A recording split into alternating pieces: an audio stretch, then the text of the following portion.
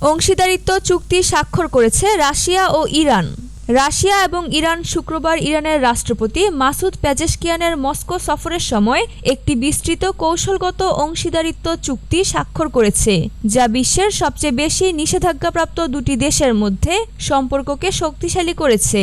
Donald Trump white হাউসে প্রবেশের মাত্র ৩ দিন আগে চুক্তিটি আসে। মস্কো এবং তেহরান বছরের পর বছর গভীর সহযোগিতার পর তাদের ঘনিষ্ঠ সম্পর্ককে আনুষ্ঠানিক করতে চায়। ইরান রাশিয়াকে স্ব-বিস্ফোরণকারী শাহেদ ড্রোন সরবরাহ করেছে, যা মস্কো রাতের ব্যারেজে ইউক্রেনের উপর গুলি চালায়। ইউক্রেনীয় এবং পশ্চিমা কর্মকর্তাদের মতে উভয় দেশ পশ্চিমা নিষেধাজ্ঞার মধ্যে বাণিজ্য বাড়িয়েছে।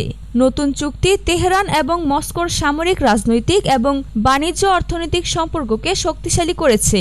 বুধবার ক্রেমলিন আরও বিশদ প্রদান না করে বলেছে, তেহরান শুক্রবারের চুক্তি সম্পর্কে সামান্য তথ্য দিয়েছে, তবে গত বছর উত্তর কোরিয়ার সাথে রাশিয়ার চুক্তিতে অন্তর্ভুক্ত একটি পারস্পরিক প্রতিরক্ষা ধারা বাতিল করেছে। রাশিয়ার রাষ্ট্রীয় মিডিয়া তেহরানের শীর্ষ কূটনীতিক আব্বাস আরাকচির বরাত দিয়ে জানিয়েছে, দুই পক্ষ বছরের পর বছর ধরে একটি নতুন চুক্তিতে কাজ করে আসছিল।